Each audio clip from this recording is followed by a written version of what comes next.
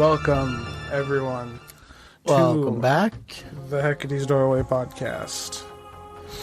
How the fuck y'all doing? Hopefully, we sound good. We're in a different part today, so. Yeah, we're back in my room where we started this, so hopefully it sounds okay. We're not in the other part of the house that sounded pretty good. Boo. I know. Bear with us. I'm sure it'll be fine. Oh, yes. Shut the fuck up. I ain't in the mood for your fucking pussy ass shit today. There you are. Alright, enough fucking around. What are we doing today? Today we are finally talking about the Black Dahlia Murder. And not the band that we saw yesterday. That was fucking good. It was such a great band. Good ass show. And so was every other band on stage. Dude, yeah. Fucking death metal is the best genre of music. Fucking fight me. Fight me. That's the point of death metal. To fight. That's the point of hardcore. Did you see the fucking terror pit, dude? Yes. People punching each other? That was awesome. Dude, you fucking missed me with that. Looks so fun. I don't got health insurance, man. I can't afford to get my teeth kicked in. You're fine. Your teeth are strong and healthy. That's what you say, and then someone with their fucking big-ass boots spin kicks you and you lose 4 of them. That's why you duck real quick, and then him in the balls back soon. Ooh, not that. Nah, don't do that. Alright. Cheap shots. So, for anyone who doesn't know, the Black Dahlia Murder refers to the death of Elizabeth Short, the unsolved murder, because somehow to this day no one still knows who the fuck did it. Nope. The part that we'll get into next week is how she's found and how she's murdered and all that shit. I won't give it away for anyone who doesn't know, but I'm pretty sure most people by now at least know the bare basics. Yeah. This is going to be at least a 2-parter. Today's part is just kind of everything leading up to her initial disappearance and then finding the gross-ass body later. Ooh. Ow. Yeah, it's pretty fucked up. Why do they call her the Black Dahlia Murder? They call her the Black Dahlia because newspapers called her the Black Dahlia because she would always walk around with, like, black clothes on and she dyed her hair black. Where does the dahlia come in? What's a flower? Ah, okay. Yeah. Okay, cool. Did not know that. Yeah. Alright, so let's just start us away. Jump into this fucking cesspool. Let's go, Brendan. Let's go. Let's go. Alright, so Elizabeth Short was born July 29th, 1924, so we're going way back. Ooh. Almost 100 years now. Dude, yeah, one year away from 100 years. That's fucked up. Yep. Fuck that. Okay. Born in Boston, Massachusetts. Good old Massey. She was. Who calls her Massey? I don't know. You ain't down to Massey? Massey? You run to Massey? I'm gonna slap you. She was the third of 5 daughters born to Cleo A. Short and Phoebe May Sawyer. Her father had a semi-profitable business building golf courses. But when the Great Depression hit, luxuries like visiting golf courses became something most scarcely did. And soon, Cleo had to shut it down, terminating the house's income. Not long after, Cleo would go missing. The only clue to what might have happened was his car abandoned on the Charleston Bridge, a popular suicide location during the Depression. At 15 years old, Elizabeth went under surgery for bronchitis and severe asthma. After her surgery, doctors recommended that she spend winters in more mild climates. And for the next 3 years, Elizabeth would spend her winters with family friends in Florida. Probably back before it was a fucktown. Mm-hmm. Elizabeth would also drop out of high school her sophomore year. In late 1942, Phoebe would receive a letter from her thought-to-be-dead husband, Cleo. In the letter, Cleo explained that he'd left to start a new life in California and apologized for leaving her and their kids. Man, the dude's a dick. Yeah, it's just like, shit sucks here, so I'm just gonna pretend to die and leave. Phoebe didn't forgive Cleo, as to be expected. Yeah. But Elizabeth began writing to her father, and he would write back. Cleo told her about his time in California and asked if he'd like to move in with them. In December of that year, Elizabeth, now 18, would leave for Vallejo, California to go live with her father. At that time, Cleo was working at Maury Island Naval Shipyard on San Francisco Bay. San Francisco Bay. Not Michael Bay, San Francisco Bay. Yeah, fuck that guy. She had plans to try out for roles as an extra in Hollywood, but unfortunately, Vallejo was much further away from LA than she had thought. And on top of that, her reunion with the father was less than pleasant. Yes. I'd imagine, as someone that left the family. Yeah, who would have thought this guy wouldn't be father of the fucking millennia?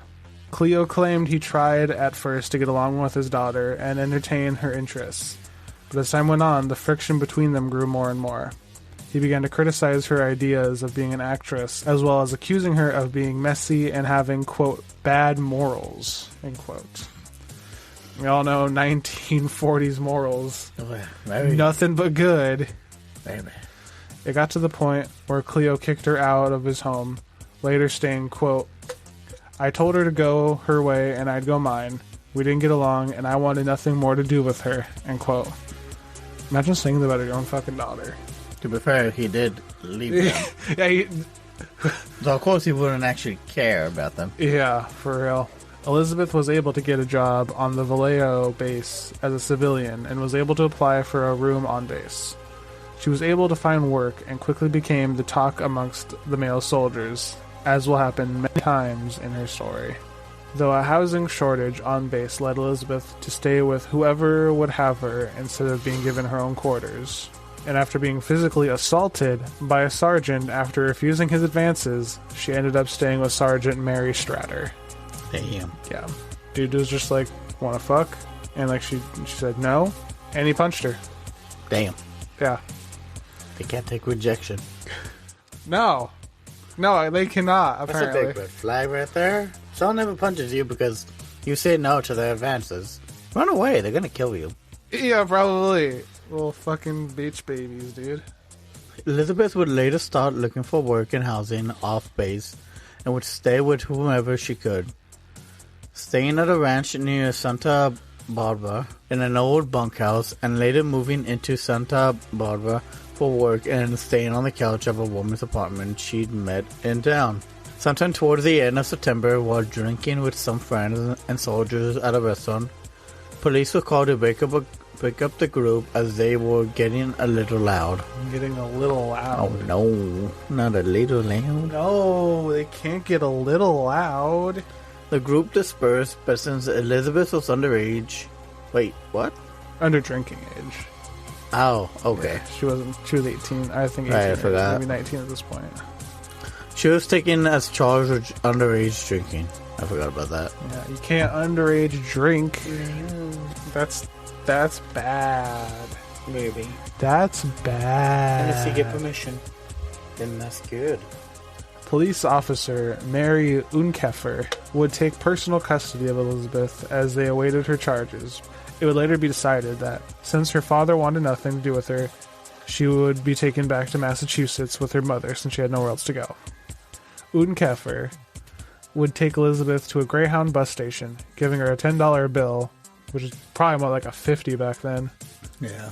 And sending her on her way, telling her that her mother wouldn't know anything that had happened here, but she shouldn't come back to Santa Barbara, and that she should give it a few years and give following her dreams in California another try.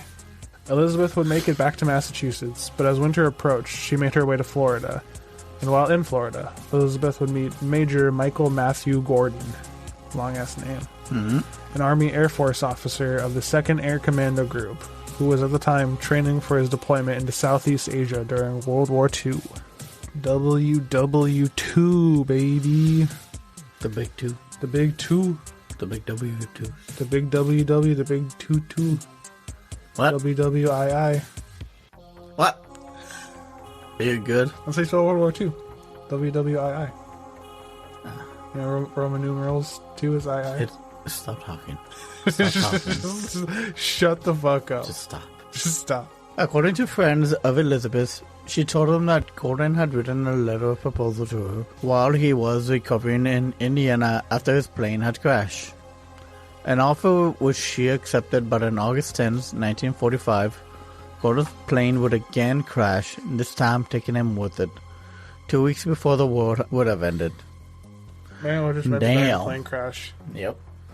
In July of 1946, Elizabeth would move back to LA, and there she would meet Army Air Force Lieutenant Joseph Gordon Fickling. Oh, so it's a different Jordan. It's a different one. Okay, for a moment there, I thought I had gone back. I was like, wait a second. He came back to life, and we're not talking about this? That's a miracle. Fickling. Lieutenant Joseph Gordon Fickling. Weird name, but okay. Fickling. Not gonna judge you all that have the Fickling name. I am. I'm sorry Change if you have it. the Fickling name. Go fucking change your name. I don't think they want to. Well, that's the problem. Your last name's Fickling, and you don't want to change it? Who knows? Maybe they have a lot of money. And they have a lot of power and influence. That's why they're not changing the name. Well, then they're probably a terrible person. Are they though? Probably. Most people who have a lot of power and influence aren't good people. Yeah, some, but not all. It just depends. Name one. See what I mean? You can't do it! Dude, you think I know everybody? Yeah. No, I don't. Alright, go on about Mr. Fickling. Gordon would drive Elizabeth around the area, taking her to clubs and restaurants. But Gordon was soon to be shipped out, and their time together would come to an end. The remainder of Elizabeth's life would be spent in the LA area in an attempt to live out her dream of becoming a movie star. Actor, and I'm going to butcher this name, and I'm not sorry because this guy's a piece of fucking shit. We're going to call him Franchote Tone. Franchote recalled meeting Elizabeth at the Formosa Cafe. There he would approach her, talking about a movie that he just finished. An associate of his was interviewing women with, quote, your kind of looks, end quote. That never is going to end well. No. And he'd be interested in meeting her. She went with the actor to the empty office of his, quote, associates, but where he was sure she'd want to lay with him on the pull-out couch, and was completely shocked when she said she wanted nothing to do with that. Oh, no. Wow. Who'd have thought? Yeah. Not every woman wants to sleep with you. Wow. He would go on to say, quote, I thought it was a pickup from the start. She came with me so easily, but to her it wasn't anything of the kind, end quote. So, Francho, it is a... He just thinks every woman wants to sleep with them. That's the problem. Like, that's what she deals with way too much in this story, is everyone just wants to fuck her. And she's like, nah. Jesus. Elizabeth would follow a bit of a pattern. Stay with a friend or an acquaintance, promise to get a job, and be out on her way soon, but instead would make herself at home and go out with friends or go out on dates until she would eventually move on. Many would make comments about how tired she looked towards the end of her life, mainly how dark under her eyes had gotten, as if she wasn't well or hadn't been sleeping. One of the last people to have not only seen Elizabeth alive, but who had many interactions with her was Robert Red Manley. Red Manley. I guess we're going to find out why they call him Red. No. Other than that, I think it was just because he had red hair. Really? That's it? Yeah. Fair enough. Fair enough. Manley had driven past Elizabeth, spotting her standing on the street corner, and decided he had to drive back around and talk to her. He drove up to her and asked her if she needed a ride. Elizabeth seemed to ignore him and he asked again, claiming he didn't know the area and he was here on business. When she told him she was on her way home, Manley offered to give her a ride there. This time she took the offer, climbed into the passenger seat. Manley drove Elizabeth to the house she'd been staying in and asked if she could take her out for dinner. She agreed, but she was wary of the people she was staying with, knowing she was going to dinner with him, and suggested introducing him as a business associate with the airline she told people that she was working for at the time. So she was lying. Okay. Mm-hmm. She had told him to pick her up at 7 and walked away to the house. Yeah, the whole interaction between that is so weird. Apparently because this is all from his, like, everything that we basically know, obviously, about her, it comes from the people who interacted with her, because, you know, she's fucking dead. Yeah. Dude says he was just driving, saw her standing there, and he was just, okay, and also, dude's married. Married and has kids. Oh, but you know, back in the 40s, everybody would be cheating. That's all he wanted, too. He just sees her stand there, he's like, man, I gotta do this. So he drives, cuts down the block, and then comes all the way back, and it's just like, come on, get in my car. Get in my car. Come on. Let me smash. No, I don't wanna. So fucking weird. She probably only agreed to the date so she can get food too. Which I know many people do that. Yeah, that would probably be it. Manley showed up just before 7 to pick up Elizabeth. As they discussed, he introduced himself as a business associate with Western Airlines, and Elizabeth left with him before he could say much more. She kind of rushed him out of the house before he could give away, I guess, that she wasn't really working, because this is another one of the things where she was like saying she was working while she was staying with these people. So she really yeah, because all she wanted to do was be an actress. She didn't want to do anything else, which, you know, I get. Yeah, follow your dreams, but at the same time, you do kind of have to at least do something. Okay, so this whole end of this interaction is super weird to me, and I feel like almost gives some clues away to what really happened. So, sometime around 9, they ended up at the Hacienda Club, where they had drinks and danced, because they didn't know where the fuck it was, so they drove around for like 2 hours. Oh, weird. When it came time to eat, Elizabeth told Manley she didn't want anything from the club, as she didn't want to spend a lot of money on food and just wanted something simple like a sandwich. So, they went to the first drive-in they found and ate in the car. But when Elizabeth heard the time on the radio, nearly 1 in the morning, she exclaimed... Yeah, 1 in the fucking morning. Damn. Yeah. She exclaimed she had to get back home. Manley drove Elizabeth back home, telling her he'd like to see her again before his business in the area was over. Because the man wants to cheat on his wife. Yeah. That's all he wants out of this whole thing, too. That's all anyone ever wanted with her, apparently. Apparently. There's a lot that I didn't put in here of interactions of people basically just doing the same thing. Yeah. Where they're just like trying to go on a date with her, and when she eventually leads on to the fact that she doesn't want to fuck them, they get hella mad. Yep. There's a lot of that. Sad days. I know, really sad. Elizabeth was staying with the mother and daughter at the time. Dorothy and her mother, Elvira, French. Dorothy called a time shortly after Elizabeth's first date with Manley when some strange people came knocking on the door. A man and a woman stood outside with another man waiting in a car outside. Dorothy recalled Elizabeth had been frightened and didn't want to see who was outside or answer the door. The strangers eventually gave up and left. That one's super weird. Yeah, that was weird. And I have a theory about what happened to her, and that just kind of... That and a lot of things that happened in this last interaction with Mr. Manley. Yeah. Mr. Red Man. Ooh. Lead into that, and I'm wary if I want to. I think I'm going to save it for next episode. Okay. We talk about the theories. Mm-hmm. But yeah, that kind of adds to it. On January 7th, Elizabeth received a telegram from Manley. The next day, he showed up to the French's house, where Elizabeth was waiting outside for him. He claimed she looked upset and asked if he could take her somewhere to make a call. By the time they got to a phone, Elizabeth claimed it was too late to make a call and seemed worried. Manley asked what was wrong, and she told him, "Well, I'm leaving here.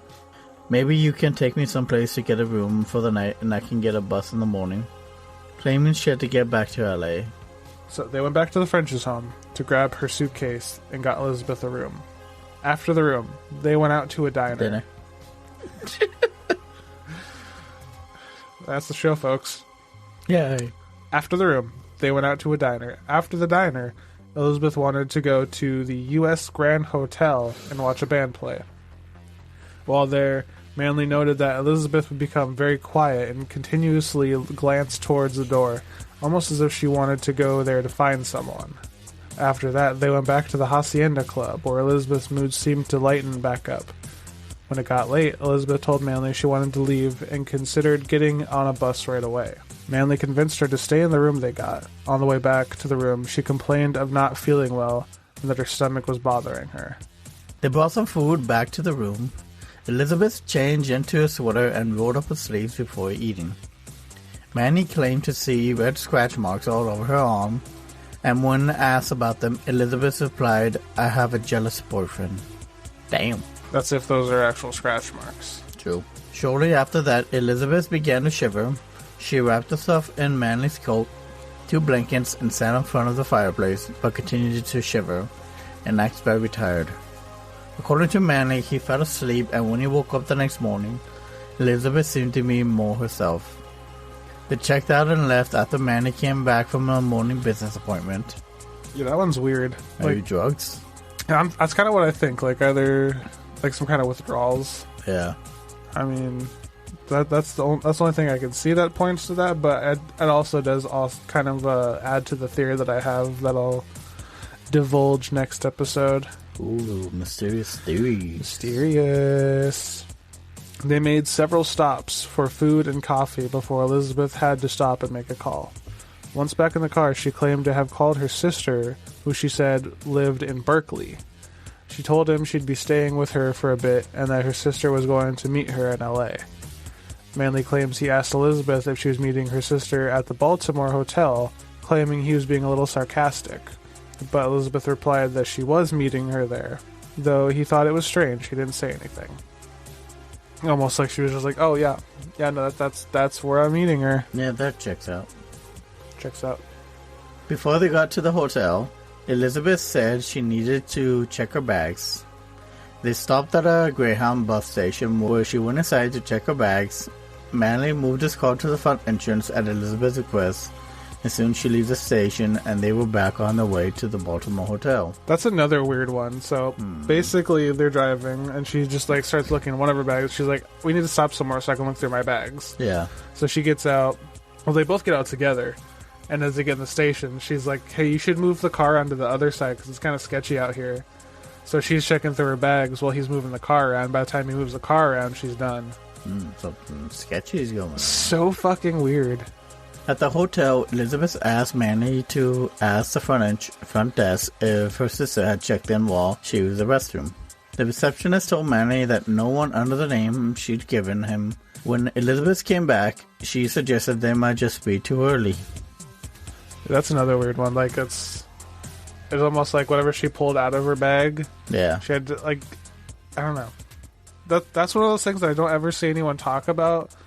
And I know it sounds like you're, like, slandering the victim, but I think it kind of, like, leads into, like, what might have happened. Yeah. Once it became late, Manley told Elizabeth he had to get going and claimed the last he saw of her was her buying something from the cigar stand in the lobby as he left. Employees of the hotel remember Elizabeth waiting in the lobby for some time, going back and forth to the phones, making a few calls before leaving through the door on Olive Street. The door greeter would watch her walk down 6th Street and would be the last known person to see Elizabeth alive. And that's that. And that is where we will pick the fuck back up next week. Yay. Yay. Not yay, because it's going to be really gross. No, it's going to be very...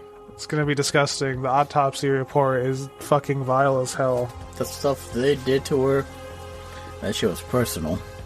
Yeah, it's so fucking weird. But I really think the whole weird sketchy shit where she's probably addicted to something, I think that kind of plays into who might have been the one to kill her. Yeah. Because it's super weird that she's like, gets hella shivers like that one night, and then she's got the marks all over her arm. She has to secretly check her bags. Could have been it, but who knows? I mean, I don't know, because it's not a serial killer. Because the way that she was killed, that is like the end of a serial killer's like escalation. Yeah. That's not gonna be their first kill, and there would be more. There would be way more people who died like that if that was a serial killer. The closest thing to that you're ever gonna see are like the torso killers. But, the torso killers didn't do half the shit that whoever killed her did, Nah, not even. Yeah, so it's like, it's crazy. It's weird shit. You would think maybe there's multiple people? Yes, I do. I do think it was multiple people. Yeah, okay. Yeah, I do. Okay. I do. Yeah. Okay. I'm pretty sure it's what you consider a group of people. Ah, mob. Yeah, I think it was a mob killer. I think it was a mob hit. A lot of people think that too. It would make sense, especially with the drugs. Like if she's going to them for money to get drugs, and like one of the things we briefly touched on is I don't even know if I touched on it, but in her whole like staying with people and not getting a job thing, she would also borrow money from them. She had a habit of borrowing money and then not giving it back. Yeah. So if she borrowed money, like, she might not even known the guy was a mob dude. Might have just, like, went on a date with him and borrowed money and didn't give it back. Yeah. Because what I was talking about last night, the Glasgow smile, that's like a mob thing. Ah, okay. And she's got that. So it's like, I mean, it's very excessive for a mob killing. So maybe it was like one of those, like, hella extra mob dudes. I don't know. I don't know. Like, obviously there's things you could say, like, it wouldn't be a mob killing because it's very out in the open and it's, like, extreme. But just the smile, the weird shit that's obvious her on some kind of drugs, and then just the whole thing with her having a habit of borrowing money and not giving it back, kind of just, you know, it's probably what that was. Doing it. Yeah. Obviously, we will find out a little bit more next week when we go into the autopsy and the suspects, which there are not very many. Yeah. The only suspects there really seem to be are the people that she hung around with that talked about it. Except for the one shoe salesman guy. Did I ever tell you about that guy? No. There was, I didn't include him here, but there was How like... dare you? Cause it's super weird, and some of them I'm just like, I don't even know if you can really trust them. Because the dude claims that she walked in his store and was like, I want these shoes. But she didn't have any money. Yeah. So they started fucking. Well, not fucking, but like, you know, handies and shit. Ah. And he's the dude who, like, went to, you know, get his little fingies in there and was like, it felt like just like a little girl. I was like, okay, yeah, now I know what you're talking about. That should have been suspect number one, officer. Yeah. That man right there. Just jail him just because of that. Just put him in jail. Just jail him now. Anyone who says that should just be like bars, Yeah. gas chamber. I don't know. Just put him behind. Just get out of here. And unfortunately, that statement is something that's going to be brought up when we talk about the autopsy. Damn. I don't want to talk about it now because it's hella gross. Fair. I think we need to prepare for that. There's a lot of things about the autopsy that are fucking Where's a gross. shot of tequila? I probably might have to when we do this next week. 'Cause it's so bad. It was one of those things where I was reading it and I had to like continuously put down the book. Yeah. So I was just like, bro, get out of here. It's okay. Alright, and that concludes part one. Thank you all for standing or for listening. If you're standing by. Stand. Just stand. Bitch, I didn't tell you could sit down. You better wait for my request. Sit down, cunt. No. You already are, bitch. You can't tell me what to do. Alright, that concludes today's episode. That is, Hopefully y'all have had a good time so far. Or maybe not. It's going to be really gross. Yep. It's going to be really disturbing part 2. Mm-hmm. Yeah, that's no joke. It's going to be so fucking bad. It's going to be... Actually, I think Richard Chase is probably still the worst one. Yeah, true. The whole turning that woman into a human punch bowl. Yeah, and the baby. And the baby. Yeah, that. Who can forget putting the baby in the blender? No, not the baby. Yeah, it's not that bad. It's not. It's still pretty bad. It's still pretty bad. It's not baby in the blender bad. Alright. Thank y'all for listening. Have a good day. Take care. Hail Satan. Blessed be. Fuck off. And lock your doors and windows and when you're home alone. Bye.